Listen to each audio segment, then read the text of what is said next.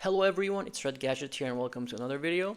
So today we got something pretty cool. It's actually Goat Format General Statistics. So what does this mean? It's basically stats, or like stats. Some stats I kind of did separately to kind of generally get an idea of how the format feels, right? So here we're not looking at per decks in particular, but we're looking at kind of how the format feels like through statistics, through numbers, and the analyses I've done. But if you don't know me, if this is the first time you've kind of seen this channel, make sure to smash subscribe because I do plan to maybe make more GOAT videos. And normally I'm an Edison player. All the videos I've done previously, usually on kind of math, like some kind of mathematical reasoning on stuff or statistics or sometimes even machine learning stuff, I've been doing for Edison format. It's the format I've been playing the most. But recently I got into GOAT format, and some of you might have even seen me on Format Library or similar places where you could play kind of tournaments online. And yeah, I've been playing a bit of goats, and with that, I was also interested in like the format, right? So maybe we should just get into the agenda of today's video, and I'll kind of walk you through what the idea is here. So yeah, so first I'm going to introduce why I even did this. You can skip this part. I kind of made dividers in this presentation for each section. So if you find the section you're interested, you can just skip. But yeah, I'll introduce the project and why I even did this. And then we're going to look at RPS statistics for GOAT. So for those people that follow me in Edison format, it's kind of well known now that what I said of 60% being go first in game one is the win rate, and around 55% is the win rate across the match if you go first, right? Game one. So even if you win or lose game one, usually on average it's 55% win rate for if you won RPS at the start of the game one, right? So we know that for GOAT because of the analysis I did previously for Edison format. But I don't think we know that so far for GOAT, so I just decided to do that here and kind of have a place where you can look at it. Then the data that I have is from Dueling Book Ladder, so I wanted to show kind of the play rate of the popular decks and what the format looks like in terms of representation, right? So not in terms of like the best deck, the worst deck, but more like if you were to kind of play on ladder, and I do think it's pretty representative of like general tournaments. So for me, I will kind of use this to prepare, right? Like how likely am I to see this deck or how likely am I to see another deck? So that's this kind of third part. And then the last part is just the statistics on the Trinity, right? Like the powerful spell cards that are played in GOAT format. I was always wondering like, okay, what is the kind of win rate of each? And for those I kind of did the math. I crunched the numbers with very, very large samples so we can be sure that the numbers are really true, right? And we just don't have a few samples. And usually what I've seen the statistics in GOAT format, it's usually stuff with a very low sample size. So I think with this, even though the quality of games might be lower because it's ladder, I often just make a cutoff of ELO, right, of the rating. So high rated the ladder with many games, I think it's pretty representative of the meta, but that's on you to judge. So let's get into it, the introduction, right? Like what's the idea? And actually this slide is more or less the same slide from the first video I posted around a year ago when I did something similar for Edison. So I wanted to kind of introduce this to the newer players and the players like newer players to my channel, right, that play GOAT.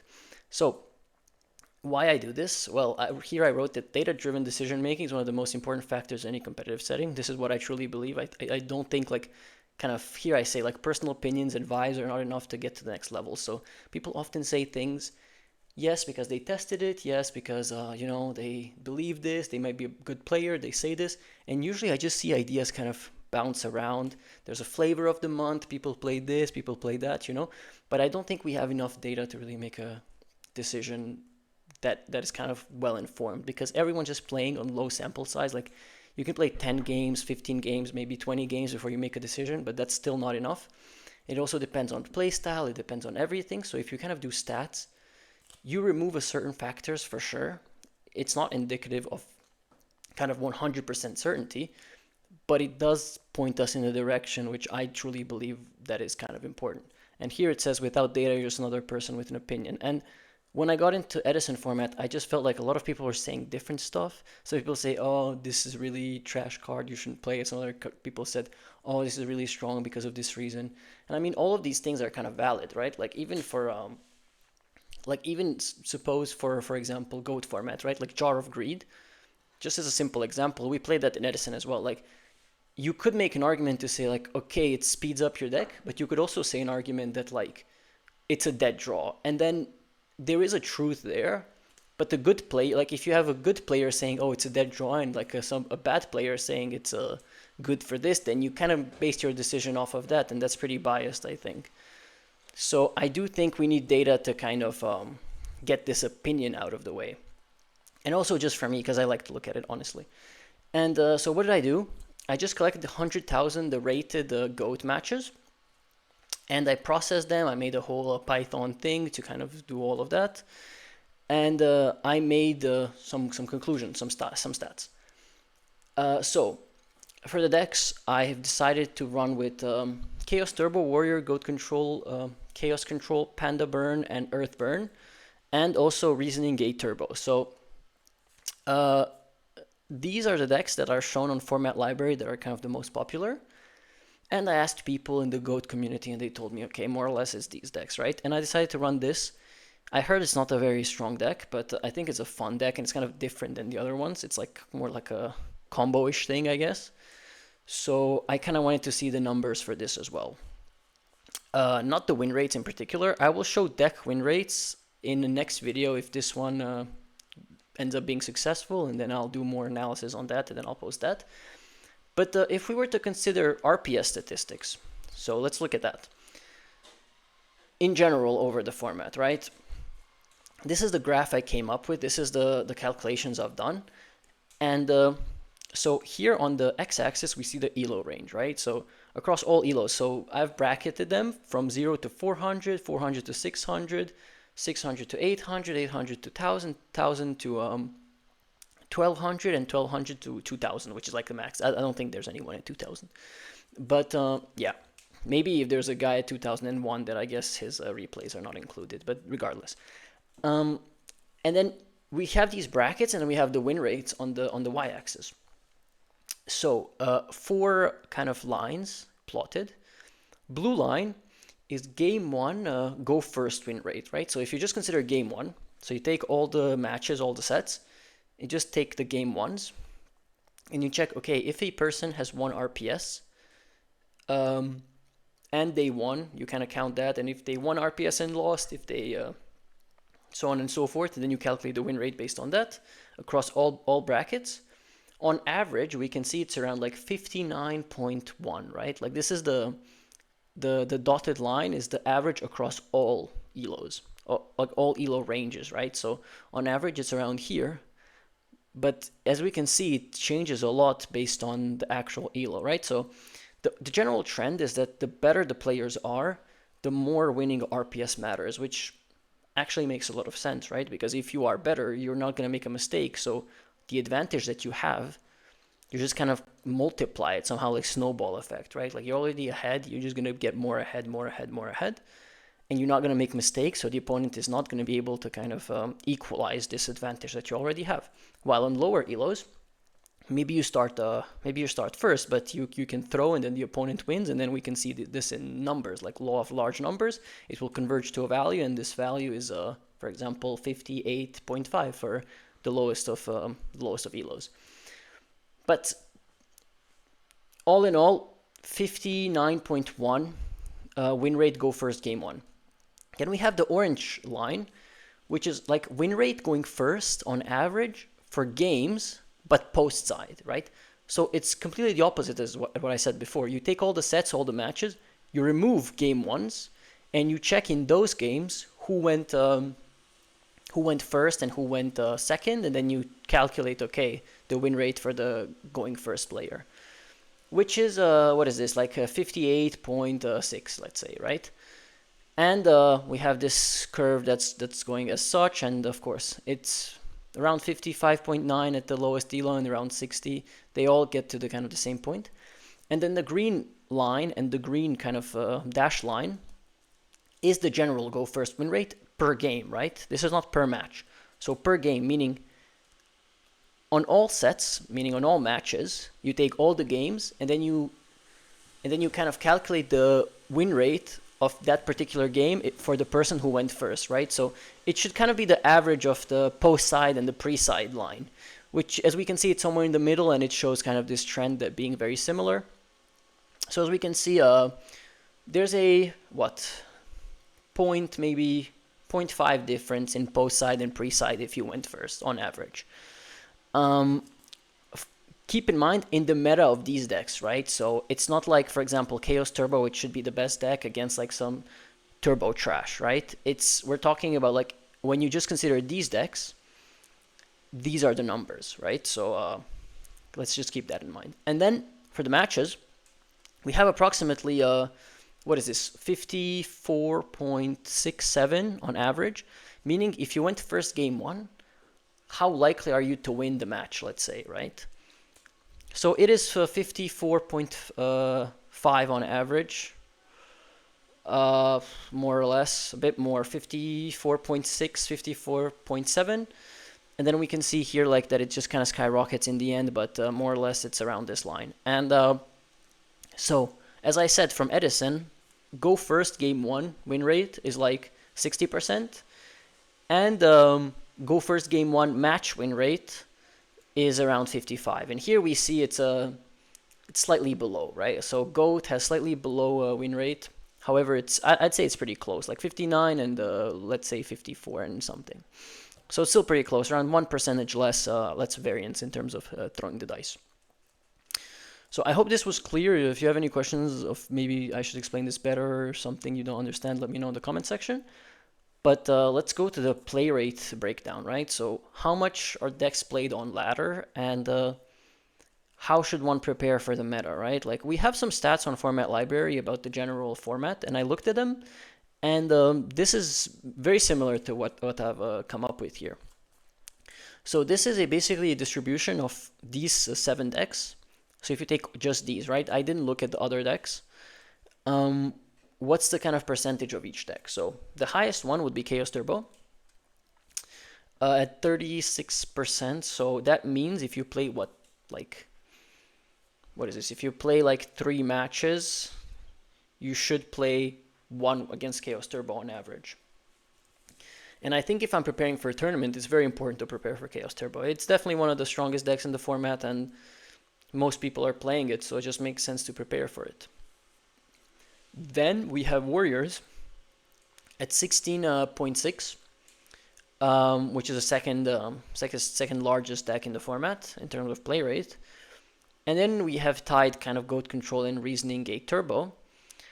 And I've seen in tournaments on Format Library, this deck is super underrepresented, but I think on ladder people play it a lot, which is something to also think about, right? Like I've compared these numbers. Maybe I should have put it here in the presentation, but yeah, you can check it out on Format Library. But yeah, more or less they're the same, right? So this is the third, sharing the third place in terms of play rate. And then we have Panda Burn, 10% of the field, approximately. And then we have Earth Beat. So this is like Earth Aggro, I think. This is I guess, a different name for it. And then Chaos Control around 6%. So I guess this makes sense. But this is general across the board if you take these 7 decks and kind of just see how much people play them. But I have this graph that shows it through ELO. So we can see at the start, what is this? This is a 35% approximately. Well, a bit more for Chaos Turbo if we just take this kind of area here. But as we can see, the more we progress in terms of ELOs, at this point, Chaos Turbo is basically 50% of the field, which is extremely important, I think, to consider when signing up for tournaments, because high ladder is basically tournament play. Because all the best players, they just play, I mean, that's how it's in Edison, right? Like, they play on ladder and they play on high ladder, obviously. And these same people will show up in tournaments, online, but also in person. So if I'm preparing for a tournament, I would much rather see this, which is like 50% is Chaos Turbo, so really important to prep it, rather than kind of this general, right? So this distribution here is just ordered, but it's the same as this one. It's basically the same numbers. So yeah, this over here, we're getting like extra, like 15-20% maybe of Chaos Turbo, just being in the top tables or top ladder. And then we have, as I said, Warrior, Goat Control. What is this? Reasoning Gate Turbo. Played a lot. Panda Burn, Earth Beat, and then Chaos Control. So this is the meta breakdown. And finally, I think the most important thing and the most fun thing that I kind of wanted to do, and the reason why I did this whole kind of general statistics and something I want to show just to see if people are interested in this type of content, is this Trinity statistics, right? So Trinity is just like insane cards, Pot of Greed, Graceful Charity, and Delinquent Duo. And there was always speculation. I even remember talking to a friend at locals, like having discussions. Okay, what card is better in this? Like sometimes it's this one, sometimes that one. The better players have this solved, but I really wanted numbers to see just for the fun of it, right? And yeah, that's why you're here. So let's look at it. These are the decks. This is like a graph I did. And before we get into the numbers, I just want to explain to you, so how was this exactly calculated? So for these numbers, both players are 500 and plus elo. So I really didn't want like low ladder. I wanted people that kind of more or less know how to play the game. So I removed all the matches where players have less than 500, both, right? So if one has like 1,000 but the other one has 450, this match is removed because I don't think 450, for example, is a good kind of rating for someone to really know what they're doing. So I say 500 plus just to keep majority of the games, but still remove kind of the low players. And this is for any game, right? So it could be game 1, 2, or 3. It's not for matches, obviously, because I don't think if you resolve it game 1, it really matters game 2 or 3. So I just said per game. And very importantly, win rate is measured if the card is drawn. So it's not like if you activate it, but it's if you draw it. So for example, if you draw Duo and you don't activate it because I don't have cards in hand, I will still count it if you win that game, that it's like the card won, so the win rate will go up for the card. But I think that's pretty fair because I don't want like to include data where like you can loop stuff and sometimes it gets complicated. So this is just very simplified way to look at it. If the card is drawn, it's kind of considered, and then it goes up or down depending on if the person won or lost. And yeah, so these numbers are calculated with very high actually like sample sizes. So I don't really doubt them that much because, for example, smallest sample size is what, Delinquent Duo for Panda Burn, and I've seen that people even like don't play this. I don't think this is played, but I still have over like 200 games of just with this, right? So based on some calculations, this is more than enough to kind of determine that the data is valid because 200 games is enough. And for the other calculations, maybe more popular ones like that are actually played, I have over like thousands and thousands of like samples. So the numbers should be correct. But let's get into it. So considering Pot of Greed, the two highest are Chaos Turbo, 62.1, which is crazy. If you consider 60%, it's like 66 is 2/3. It's not there, but 60-40 or 62 38 win rate of just having this card means the opponent doesn't really have enough room to play, and that's why the format might feel sacky. But 62 is crazy, and even here 63 almost for Panda Burn. So extremely strong card. I guess Chaos Turbo, it's one of the strongest decks, and Panda Burn, it's a relatively strong deck. And I think if you draw another card, you just draw into like a bunch of your kind of burn cards, because usually you don't really, like when you play burn cards, as far as I understand, you're always going minus. But if you have a Pot of Greed, then you go plus and you can see more burn cards. So it kind of, the extra card is extra damage, if that makes sense.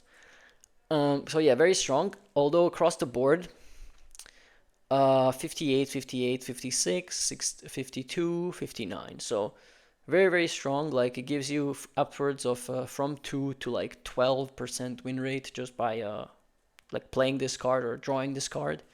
So very insane card, right? Graceful Charity. Something that I found interesting was that like, okay, how strong is Charity and like against Pot of Greed if we were to consider Chaos Turbo, right? So Graceful Charity is very strong in Chaos Turbo because you can like discard your stuff.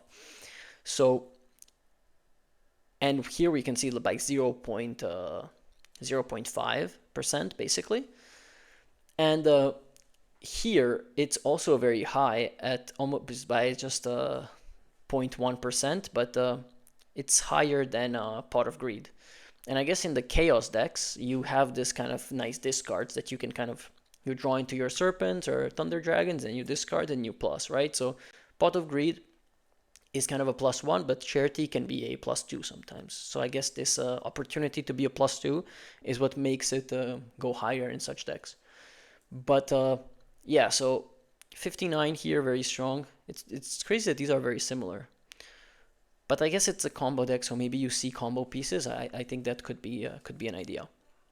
And then we have yeah, 62, 60, 55, 58, 53. So from what do I see? 2.7? No. From 3.2. I think that's the lowest one, right?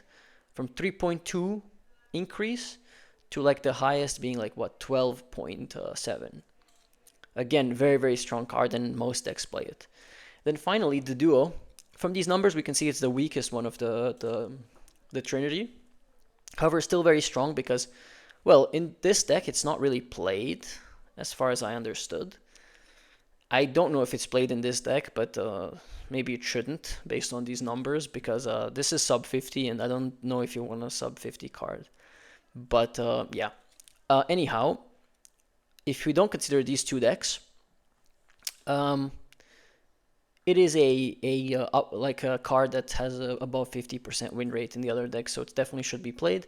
It rips a card, but it actually has a downside, right? Like you take a 1000 damage, so you do plus in that sense, but I think it's better to plus in terms of like drawing cards, so digging into your deck, than kind of stopping your opponent, especially when you have these like chaos decks running around where like they have discard fodder. So oftentimes a duo can mean just taking 1000 because you trade 1 for 1. Sometimes even 1 for nothing, right? If they can somehow like get Thunder Dragon and then pitch something else. But oftentimes it's a 1 for 1 or a 1 for 2, but you take 1000 damage, so this downside could be kind of could be big. But in general, yes, we can see upwards of 50% here on the duo. Here, some of these go into 60s, and here as well, right? And I think it's important to notice that like Chaos Turbo has like two 60% Trinity cards.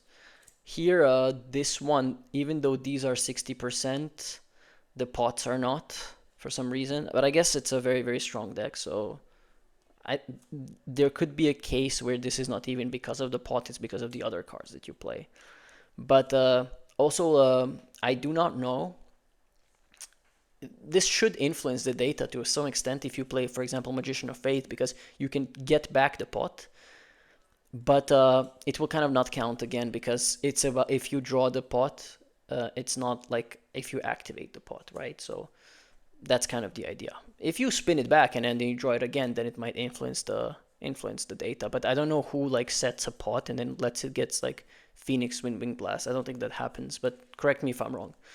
So oftentimes if you add it, it will not count. But in terms of like the general win rate of the deck, it means that the pot is a lot stronger in general. This is something we can speculate and talk about. But yeah, this will be it actually for kind of general statistics. So if you like it, please subscribe, please like. If this video gets 150 likes, it kind of means that people want this. I, in general, didn't really care that much about GOAT before, but a lot of people have asked me, okay, make GOAT videos. So here it is. So let me know if you like it, because if it reaches 150 likes, I'll do a tier list or like a video of per deck win rate, right? So I'll take all the decks, I'll do the stats on them, and we'll see like which decks are stronger, which decks are not, and kind of how they stack up against each other. So if you would like to see that, do smash the like button, also the subscribe button, and let me know in the comment section below if you found anything here interesting and you want to discuss some findings. In any case, I'll see you in the next one. Peace.